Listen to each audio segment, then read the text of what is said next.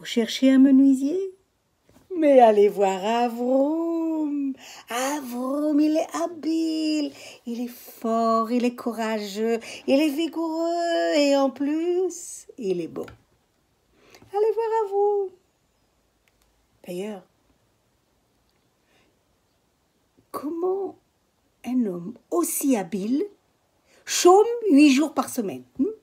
Et comment un homme si beau, avec ses petites boucles en copeaux de chêne, son beau regard plein de chocolat, comment se peut-il qu'il soit seul? C'est pas grave, parce qu'Avrom, il ne s'ennuie jamais. Il imagine plein de héros, des beaux contes qu'il adore. Il se les déclame tout seul devant les fenêtres poussiéreuses de son atelier. Ses voisins pensent qu'il a un petit souci. Comment se fait-il que Avrom déclame tout seul dans son atelier vide? Certains pensent même qu'il est peut-être possédé par le Dibuk, le démon. En fait, les seuls vrais démons avec lesquels Avrom se débat, ce sont les créanciers. Oui, pas de travail, pas d'argent. Bon, au début, il emprunte le cœur léger, se disant que ça ne va pas durer, qu'il a une bonne étoile, que ça va s'arranger. Ça ne s'arrange pas. Et il accumule les dettes. Et ce qui était une simple angoisse devient un insurmontable désarroi. Il se sent acculé, harcelé par ses créanciers. Non, il ne voit pas de solution. Non, franchement, il n'en voit aucune, hormis celle de se suicider. Mais voilà, notre rêveur ne se voit pas mourir petitement. Alors, il veille une nuit entière pour réfléchir à comment il pourrait sortir dignement de cette vie. Au petit matin, il a trouvé. Il va dans son atelier vide et avec son crayon, il imagine.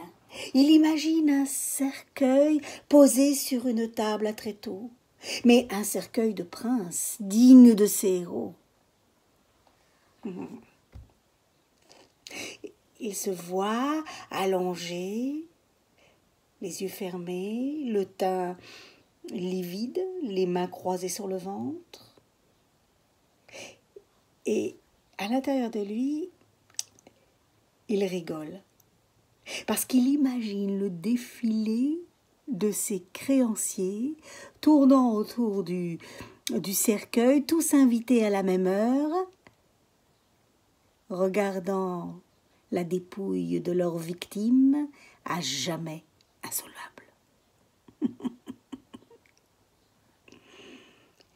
Reste à jouer la pièce parfaitement. Il s'assoit, rédige une lettre. Cher créancier, venez dans 10 jours à midi pétant à mon atelier, vous serez remboursé de votre créance. 10 jours. C'est suffisant pour profiter encore un peu de la vie et puis ça lui laisse le temps de construire son cercueil. Oui, il veut bien construire son cercueil, mais avec quoi? Il n'a plus une seule planche. Ah, il sait. Il se souvient qu'il a vu près de la rivière une barque à moitié moisie, mais il va bien trouver là-dedans de quoi construire sa boîte. Habile comme il l'était, il va en faire quelque chose. Il attend la nuit tombée et il s'en va discrètement en rasant les murs près de la rivière. La carcasse de la barque est toujours là. Il la désosse, il prend ce qui l'intéresse, charge sur son épaule et, toujours en rasant les murs, rentre chez lui, va dans sa cave, dépose son fardeau et, à la lueur d'une bougie, il commence son travail.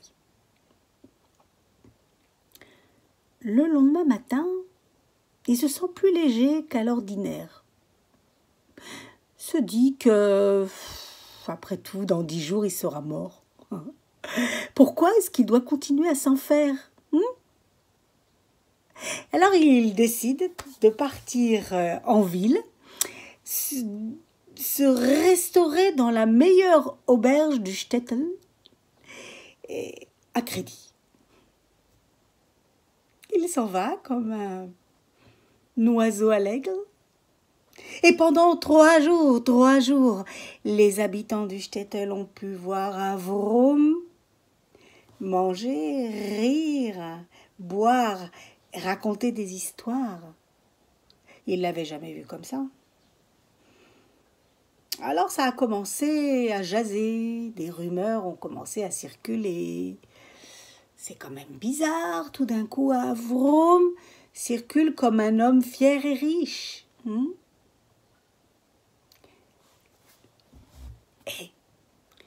Moi, je vais vous dire, dit le voisin d'Avrom. Moi, je l'ai vu rentrer dans sa cave avec un lourd fardeau sur son épaule. Et il ne voulait pas qu'on le voie. Et depuis, je l'entends trifouiller dans sa cave. Ne le dites à personne, mais moi, je suis sûre. M'entendez, mais chut, c'est un secret, Je suis sûre que Avrom, il a trouvé un trésor. Alors, vous savez sans doute comment c'est les secrets. Au début, on n'en parle pas. Et puis, on commence à en parler à son voisin. Enfin, s'il est très proche, bien sûr. À sa famille. Enfin, bref. En très peu de temps, ce qui est un secret devient une rumeur. Il y en a même qui finissent par jurer sur la tête de leurs enfants que Avrom a trouvé un trésor et qu'il est riche. Les créanciers commencent à penser qu'ils ont peut-être été un petit peu sévères avec Avrom. Parce qu'un homme riche, ça a de la puissance et il faudrait peut-être faire attention. Alors ils vont le voir. Coucou Avrom, tu sais, pour ce que tu nous dois, prends ton temps, on n'est pas pressé, on n'est pas des pingres quand même. Tous. Voisins, notables, compagnons de beuverie dans les auberges, tous ont voulu devenir son ami. Et comme ils se sont souvenus que c'était un habile artisan, ils ont commencé à lui donner de l'ouvrage. Au début un petit peu, et puis encore un peu. Puis au bout d'un moment, Avrom s'est retrouvé sous une charge incroyable de travail. Alors, il a embauché. Et puis, petit à petit, l'ouvrage était tellement énorme qu'il en a oublié de mourir. Après quelque temps, il a épousé Rivkele, la plus jolie fille du village. Ils ont acheté une belle maison et se sont installés dans le confort.